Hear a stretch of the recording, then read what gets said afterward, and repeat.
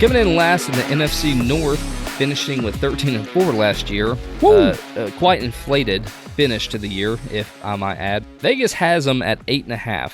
And so, do you go back and say that they're going to be just as good as last year, and that would clearly be an over? Or do you think they step back and have a regression this year? What say you? So, I know Detroit's the favorite to win the division. I don't feel good picking them to win the division, even though I think they'll be all right. But when I look at the Vikings, I have them under. I do. And I do too. Just want to let you know that. Wow. Okay. So good chance they prove us wrong. Like, it's not, them winning 9 games wouldn't shock me. You know what I mean? This is one of those, I genuinely could see it either way. If you're like, they won 9, I'm like, okay. They won 7. Okay. I'm going under. I think they win 8.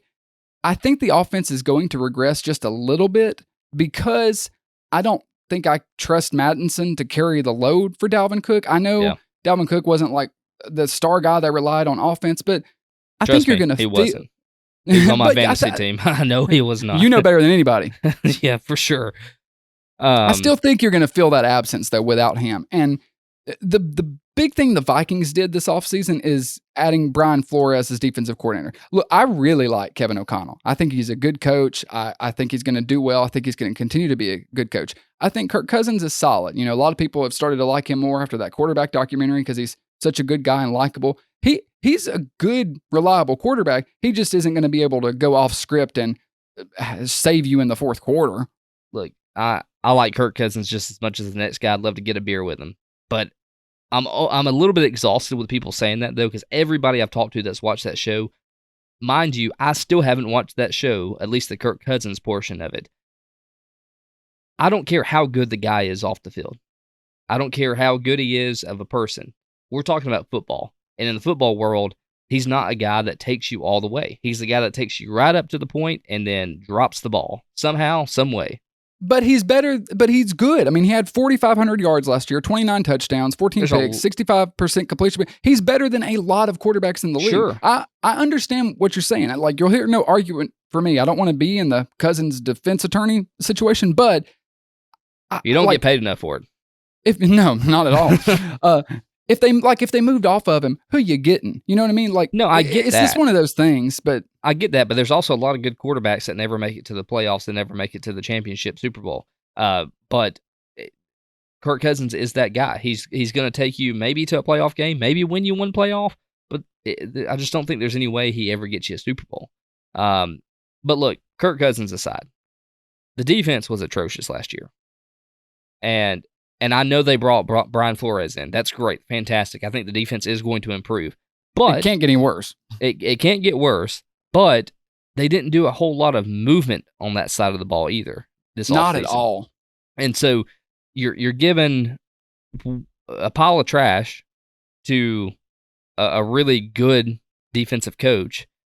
How good is that defensive coach going to be how good is Flores going to be at turning that pile of trash into some type of treasure?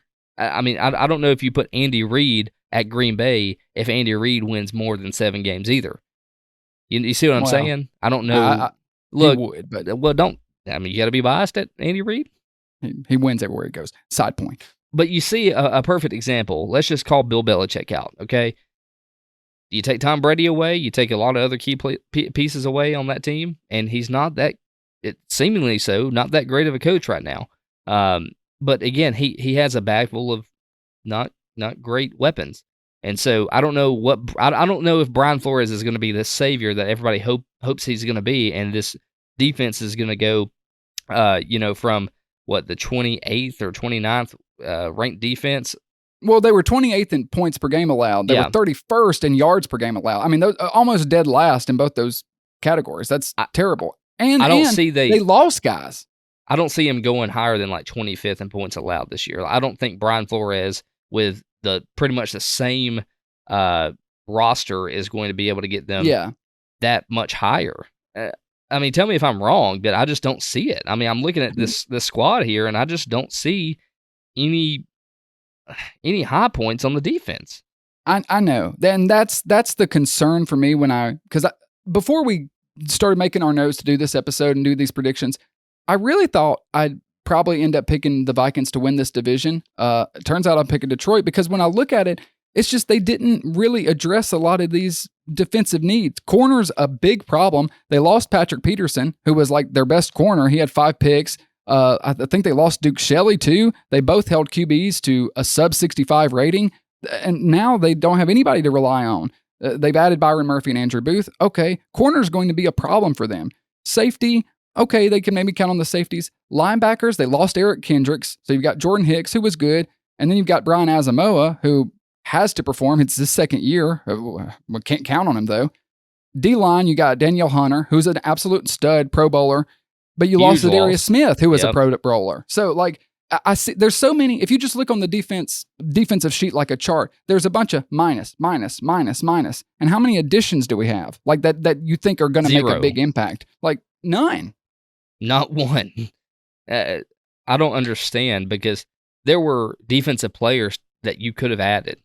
Yeah. And honestly, if you would have done that, I believe that the offense would handle itself. See, the problem is you can't do what you did last year, right? You can't rely on this offense to be as studly as they were in last minute. What was that stat you gave again?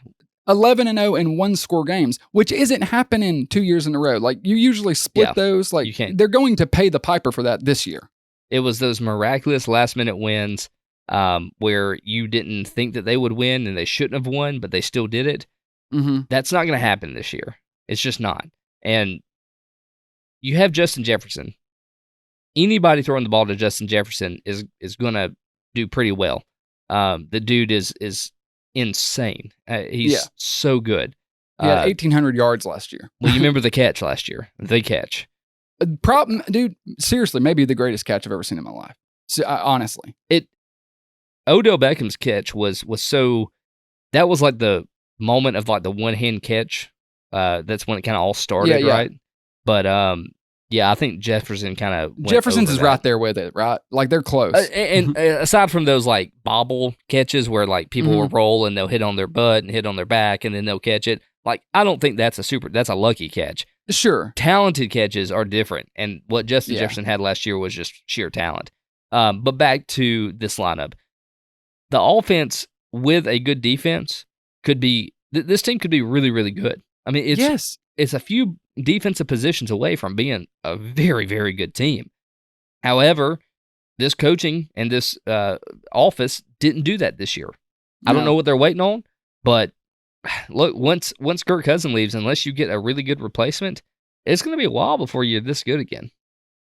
I agree, and it seems like, again, as I mentioned with Detroit, I was like, it's their moment to seize. With Aaron Rodgers leaving the division, even though they won the division last year with Rodgers, it's like this is the moment. This is when you win 13 games, go to the playoffs, and then lose in the playoffs to the Giants. Obviously, that's a disappointment. But when you do that, then it's like, okay, well, next year we got to win a playoff game or two. We got to make it farther. We're winning 13 games. We're right there, and that was with our defense awful.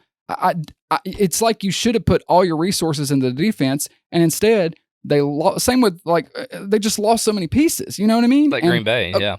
Yeah, adding Brian Flores is a huge, that's a great move. Okay, that's the only great move they made defensively. And I just think it's going to be much of the same. Maybe the defense is slightly improved because of Brian Flores, but you add Brian Flores and lose Zadarius Smith, Eric Kendricks, you lose Peterson, that is going to hurt you even worse. Those were some of the guys that made plays for you on defense, and now they're gone. What is a successful number of games that you have to win or to consider it successful? What's that special number, that magic number? We ask this on every team we've done so far. Let's keep it going with this one. I don't think fans are going to be as realistic as they maybe should be looking at the defense. And again, we are idiots. So we're going to be proven wrong on a lot of these. You're right. You only picked Green Bay to go to the Super Bowl last year. My bad. Sorry. Again, I don't know what it is with you today bringing up the past, but I find it highly offensive. I'm all on it. It's my blazer. I'm digging into the files. You're blazing through the past. I think fans, because they went 13-4 last year, they were on the cusp. I think the fans, for them, it's going to be a success, and Kevin O'Connell and them are going to look at it the same way. I think they're going to want 11 to 12 wins for a successful season. I genuinely think anything under 11 wins, they're going to look at as a disappointment, particularly if they don't win the division. If Detroit wins the division, or somehow Chicago, ain't happening. If Detroit, it's Detroit or the Vikings, right? Those are the two teams that could win this division. Yeah. The only way I could see the Vikings win the division is just the spotlight's too big for Detroit. At least Minnesota, we know, put the spotlight on them last year. They can kind of live up to it. Detroit, I don't know if they can, but I think the fans are going to want 11 wins. I think they're going to want 11 wins, and I don't know if they get there. I can see them winning 8 games. Best case scenario, maybe they do go over and hit 9.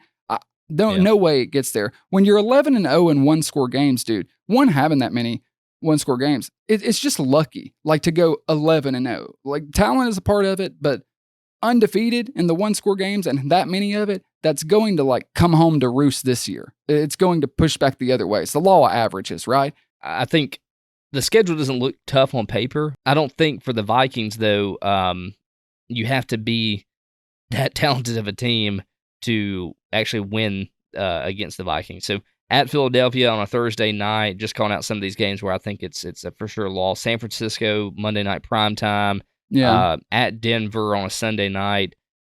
Chicago, Monday night primetime. I think there's a chance that Chicago beats them here.